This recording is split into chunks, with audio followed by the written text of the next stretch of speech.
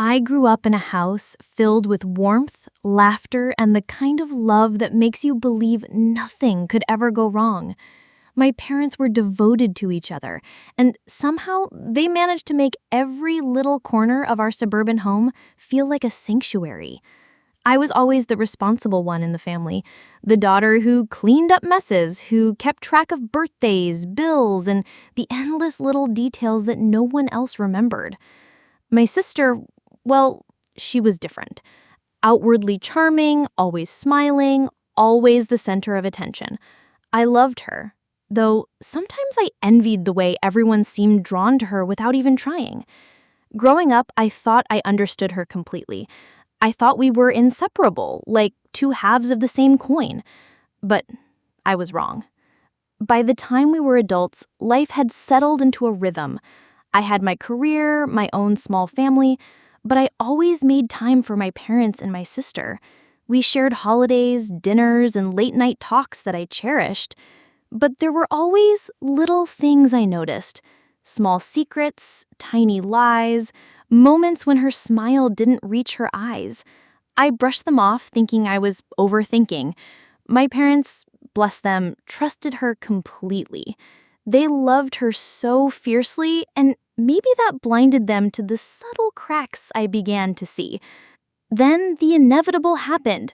My parents grew older, their health failing slowly but steadily.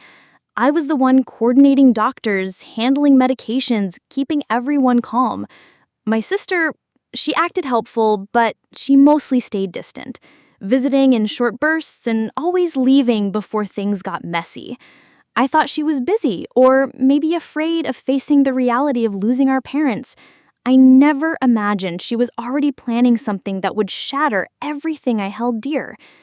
When the day finally came that they passed, the house felt like it had been emptied of warmth. Grief settled over us, thick and suffocating. My sister cried, holding on to each relative as if the world had ended, and I kept busy trying to honor my parents in every small detail, organizing the funeral, sorting through their belongings, making sure nothing was forgotten. In those first days, I leaned on her for comfort, never imagining that the same person I trusted most was quietly plotting against me. I didn't see the signs at first. I didn't notice the way she lingered over certain drawers, the way she questioned the lawyer with what seemed like innocent curiosity, or the subtle suggestions she made about selling property quickly before things get complicated. I trusted her, the way I had always trusted her, but deep down a small seed of unease had been planted. Something felt off, like a shadow moving across the bright memories of our childhood, something I couldn't yet name. And I didn't realize that this uneasy feeling was just the beginning of the nightmare that would come to define the next months of my life. The days after my parents' passing were a blur of grief, condolence calls, and endless paperwork. I felt like I was moving through a haze, trying to keep everything in order while my heart ached with a pain that never seemed to dull. My sister was always close by, offering a hand, a hug, a few comforting words, but there was something in her tone, something I couldn't place, that made me uneasy. She was too polished, too deliberate, as if every movement, every word was carefully calculated.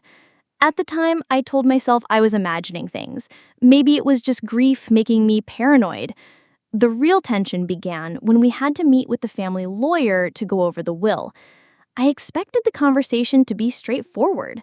Our parents had always been fair, wanting us to share everything equally. But when the lawyer opened the envelope and began to read, I noticed the flicker in my sister's eyes. It was subtle, almost imperceptible, but it made my stomach twist. As the lawyer read through the clauses, I noticed that certain properties and accounts were listed differently than I remembered. I shrugged it off, thinking maybe I had misremembered. After the meeting, we stayed behind to ask a few questions. My sister suddenly became insistent that we should act quickly, that some properties might lose value if we didn't make decisions immediately. Her voice was sweet, persuasive, and calm, but I felt the panic beneath it. the urgency that didn't quite make sense. I asked her why she was so worried about timing, and she laughed lightly, brushing it off as concern for both of us. I wanted to believe her. I wanted to believe my sister, the girl I had grown up with, the sister I had defended countless times in family arguments. But she was the very person undermining me. In the following days, I started noticing small inconsistencies. Bank statements I had seen before seemed altered. Documents I thought were shared equally were suddenly missing. My sister began keeping more of her interactions with the lawyer private, scheduling meetings without telling me, and casually dropping hints that we might need to reconsider how things are divided. I brushed it off at first. Maybe she was just anxious, maybe she thought she was helping, but the feeling in my gut refused to go away. The turning point came one afternoon when I went to the study to organize some old family papers. I found a manila envelope tucked behind a stack of files, hidden in a way that only someone who knew the house well would know. Inside were photocopies of bank statements, property deeds, and a will, one that looked different from what the lawyer had read to us. My heart stopped. I flipped through it, disbelief and fear twisting in my chest. The numbers, the properties, everything. It had been manipulated. My sister had changed it. She had taken what was supposed to be mine. I wanted to confront her immediately, but a part of me froze. Fear, shock, disbelief, it was all tangled together. Could she really do this? Could she betray me after all these years? After all we had shared, after all the love and memories? The thought of it made my hands shake. I didn't know whether to cry, scream, or just leave and pretend I'd never seen it. And that was when I realized the truth. My sister had been planning this long before our parents had even passed. She had been plotting behind my back, waiting for the perfect moment to strike, and I had been completely blind. Little did I know, discovering the manipulation was only the beginning. The real battle, the one that would test every ounce of patience and courage I had, was just about to start. After discovering the hidden documents, I couldn't sleep. Every time I closed my eyes, I saw my sister's face, smiling, so innocent, so perfect, and I could feel the weight of her betrayal pressing down on me. At first, I tried to convince myself I was overreacting. Maybe it was a misunderstanding, maybe she had an explanation. But the more I watched her, the more I noticed the subtle signs I had overlooked before. The way she guarded her phone, the hushed conversations that stopped the moment I entered the room, the little smirks when she thought I wasn't looking. I paid closer attention to everything. When we were supposed to review the estate together, she would forget to bring certain papers or claim she had already submitted them. When I asked the lawyer questions, she'd answer before I could, offering her version of events in a calm, confident voice, as if she had rehearsed every word. My heart ached at the thought that the sister I had protected, the one I had defended countless times in family arguments, was the very person undermining me. One evening, I decided to confront her quietly, in what I thought would be a safe, private conversation. "I found some documents," I said gently, trying not to let my fear show. "I think there are discrepancies in the will." Her reaction was immediate, but perfectly controlled. She tilted her head, her lips curling into that familiar, sweet smile. "What discrepancies? What are you talking about?" she asked, her voice soft, almost innocent. I could feel the walls closing in around me, but I forced myself to speak. "These papers, the will, the accounts, they've been changed. You did this, didn't you?" She laughed softly, a sound meant to disarm me, but it only fueled my anger. "I don't know what you're talking about," she said, shrugging as if it was absurd to even consider. "Maybe you're just imagining things. You've always been a little dramatic." Gaslighting. The word echoed in my mind. She was twisting the truth, making me doubt myself, making me question my own memory. And yet, I knew. Deep down, I knew she was lying. The days that followed were torturous. Every interaction with her became a battle of wits and patience. I couldn't trust her, but I couldn't show weakness either. I started secretly gathering evidence, taking photos of the documents, noting dates and inconsistencies, and keeping everything in a hidden folder. The betrayal felt like a knife twisting in my chest, but it also lit a fire in me. I realized that if I wanted justice, I couldn't wait for anyone else to act. I had to protect what was rightfully mine. And then the first real shock came. I discovered that she had already begun selling off some of the family property, without telling me, without consulting the lawyer, without a shred of remorse. Houses, land, even some of the antiques our parents had cherished. Each transaction was a punch to my stomach, a reminder that she had been planning this for a long time, carefully, deliberately. And all the while, she wore that same charming smile around everyone else, pretending to grieve just like me. I realized then that confronting her directly would not be enough. I needed proof, irrefutable evidence that could stand up in front of the lawyer and the rest of the family. I had to expose her for who she really was. And as terrifying as it was, I knew I couldn't back down, not if I wanted to reclaim everything she had stolen. But I also knew something else, something more frightening. My sister was clever. She wouldn't go down without a fight. And the closer I got to uncovering the truth, the more dangerous our little war would become. The moment I decided I needed proof, I felt both terrified and oddly empowered.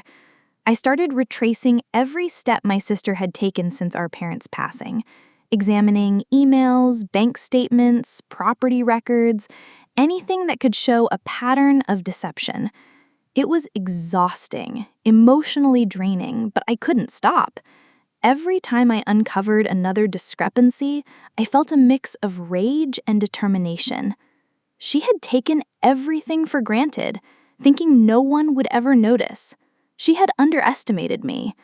One afternoon, I was going through some old files in the study, papers my parents had kept meticulously over the years, when I found it. The original, untouched will. It was hidden behind a false panel in the filing cabinet, a place I had never thought to check. My hands trembled as I held it, the familiar handwriting of my parents staring back at me. Everything was there. The equal division of assets, the specific instructions for family heirlooms, the accounts, the houses. It was clear, simple, fair. And the will that the lawyer had read to us?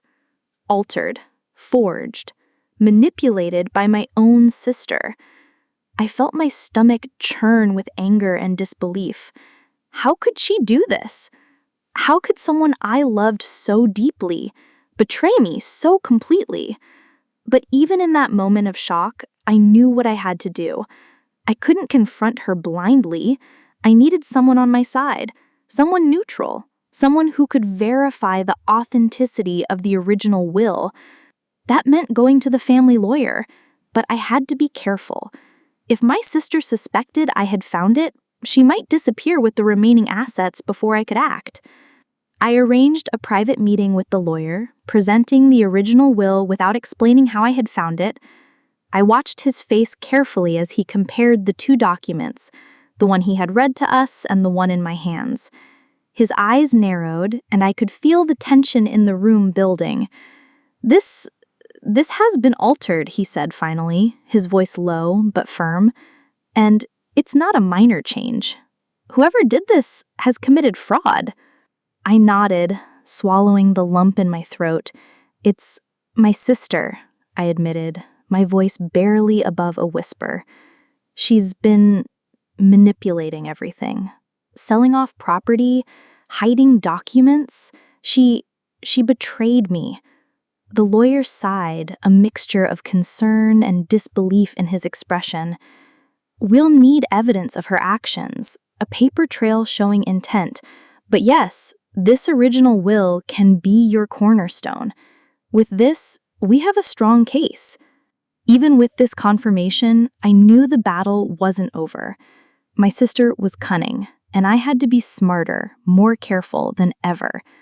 I began gathering every piece of evidence I could find: copies of altered documents, proof of property sales, even recordings of her subtle admissions when she thought no one was listening.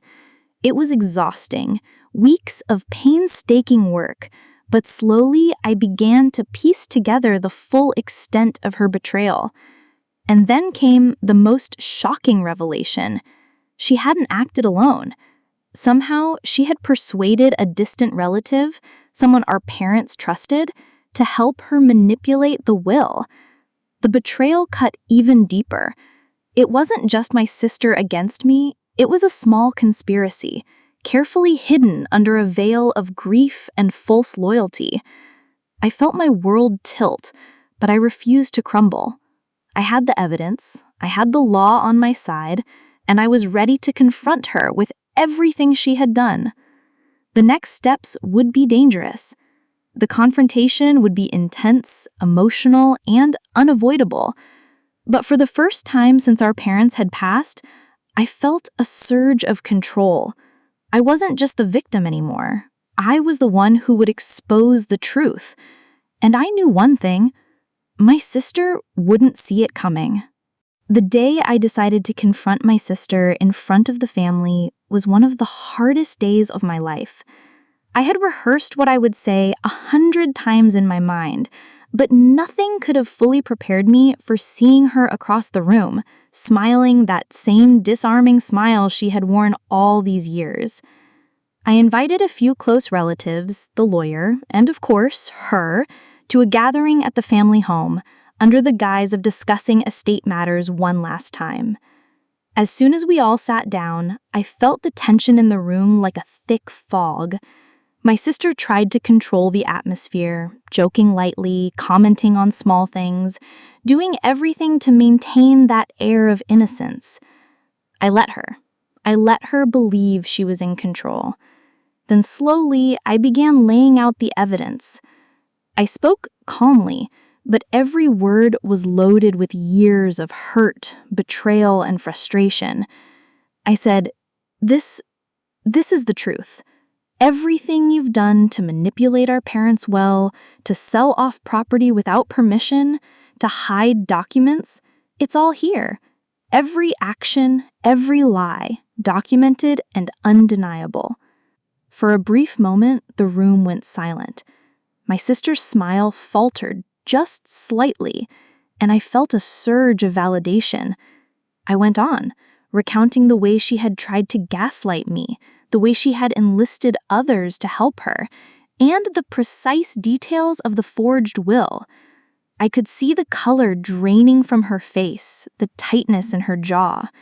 The relatives, who had been quietly observing, began murmuring, their eyes wide in disbelief. Then she spoke. Her voice was sharp, defensive, but unconvincing. "You're making this up. You've always been dramatic, always overreacting."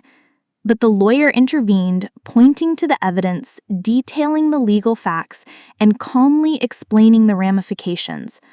One by one, her lies fell apart.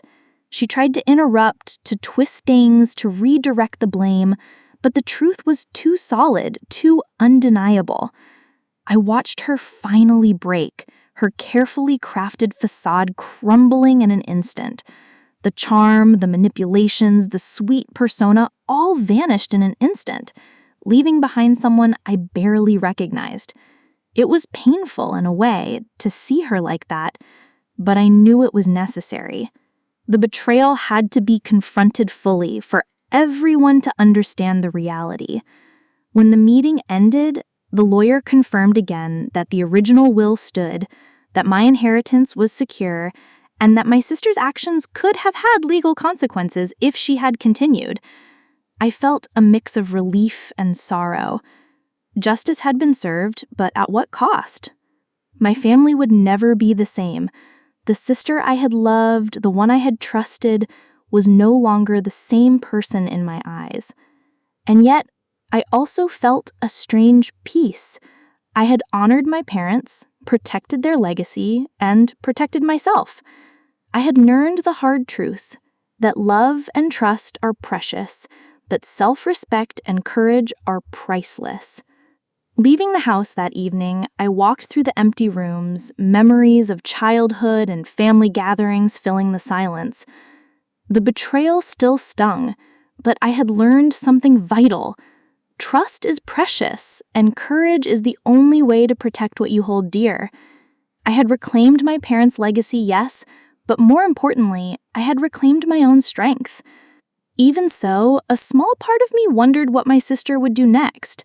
The battle was over, but the scars of her betrayal would linger, a quiet reminder that some wounds, no matter how carefully healed, never truly disappear. Weeks passed after the confrontation.